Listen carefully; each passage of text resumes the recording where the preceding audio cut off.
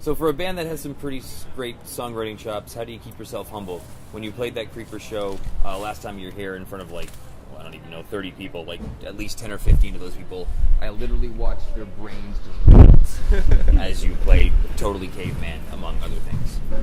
But yeah, so how do you keep yourself humble when you see other bands just being blown away by your stuff? Or do you not notice? Be honest. I mean, it's easy to be humble because I'm in awe of the musicians I play with, and it's and also when we go, when I'm on the road, it's I'm not thinking I'm appreciating the bands that we're playing with, and I see stuff all the time that just blowing my mind so much. It's I feel like, man, I need to work harder, you know what I mean? So it's Well, in the case of a band like Creeper, it's good to return the favor because those guys blow our minds too. And I think, especially specifically that show, we just jumped on, and we were just already just happy that we were more in our environment than the show we played previously that day. And Sushi bar. Yeah, it was whatever. That didn't work out. Yeah, it was whatever it was, but. It wasn't bad. Braden was so stoked that we can get on this other show, and Amir is just so nice to let us jump on, and we go in there, and Creeper was playing right when we started loading in our shit, and we're like, what the fuck is this? This band's fucking heavy as shit. Oh my god! And they're like, yeah, just use all our shit. Let's get this rolling, and, show on the road. it was cool, and it goes when you're on a show with a bunch of bands that are also really awesome, we definitely stoked, but we're stoked too, we're like, oh, your band was fucking awesome. Just feed off each other. Yeah, we definitely fed off lots of positivity. off of the vibe in the room that night. I think when we showed up, like John said, we felt more comfortable in that environment than we had that day, or maybe even in a couple of days. And it was so comfortable. Creeper was like, go ahead and use our gear. We're like, that's awesome. Let's do this really quick, and let's do this really awesome. Do a couple songs real, good. Yeah. I guess you could almost feel or sense the fact the crowd was just like, oh man, we're digging this. Yeah, definitely. Definitely. It's definitely feeding off of the crowd too. When you see people stoked or air guitaring or headbanging, it's you're like, I'm gonna get more stoked because they're stoked, and everyone's having a good time. Yeah. Definitely. Awesome. What are your favorite songs to play? I'm assuming the new ones. Maybe some old ones? We like the new ones.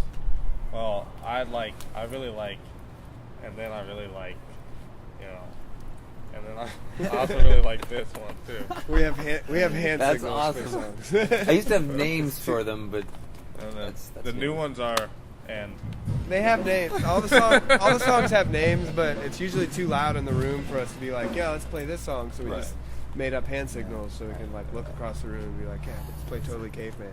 Oh, okay, Totally Caveman. Which one is Tiger and Bunny? Tiger Bunny is this. That was this. Tiger Bunny was this. Yeah. What about dude? You missed the sweet part. Oh, Sweet part.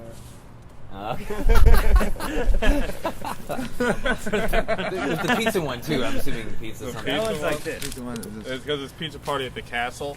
So Oh, you're we won. at the castle, We totally my lord. my lord. Pizza, my liege. That's awesome. Okay, do you have a best tour story? I heard him telling some random ones, and those were hilarious. I don't know if you guys have a penultimate one that just blows it out of the water, or now I'm building it up too much.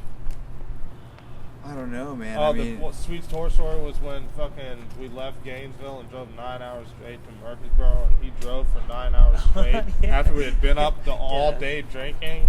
4 days drinking. 4 days drinking in Gainesville, and he drove for 9 hours. We left Gainesville at 4:30 in the morning. All right, he was the only one sober, and I read Lord of the Rings to him for fucking 7 out of those 9 hours straight. And we stayed up the whole way to Murphy. Everybody was asleep except Ben and I. And Dave was yelling in his sleep. And Ben was sitting in the back, and Dave was sleeping on the side. And so Ben is just like leaning up, like talking to me, and then Dave kept yelling anytime that Ben started talking, so Ben started whispering to me. And he was just telling me about The Hobbit first. And then he was just like slowly whispering into my ear the entire premise. And then he was like, man, I really wish I had the book, or I'd start just reading it. And then we had the book in the van, so... he lost his... I lost my voice for fucking 2 days. I always have a copy of The Lord of the Rings on tour with me. Just in case anybody wants to know where the copy of The Lord of the Rings is. I brought like it. 3 copies of it? I have 2. I did have 3, but you have the Fellowship out of one of my collections. That's yours? Alright, it just ended up in my room. Like, Jess Wiles gave me that. Okay, well, I'll give back to you. All right, we're nearing the end here. So, what band would you guys like die to tour with? Whether it even be past, like Buster. That's probably going to be like a different answer for each of us. Do it up then. Let's go around. You know, there's probably multiple ones. That's a good one. Wow. I mean, I think about bands that I love to listen to, and then I think about whether I would like to tour with them, and maybe I wouldn't get along with them on tour.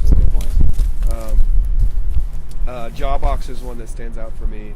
I love Jawbox, and I've read about the way they toured, and it seems like they did it like in a pretty grassroots, like the right kind of way. So I'll go with that. Jawbox. I'm gonna go with Thin Lizzy because the Thin Lizzy has been quoted as saying they were the least professional band in the music business. And it's well known that they love to party, and I would have loved to just watch them every fucking night. Yeah, dude, for real. You know, that would have been amazing.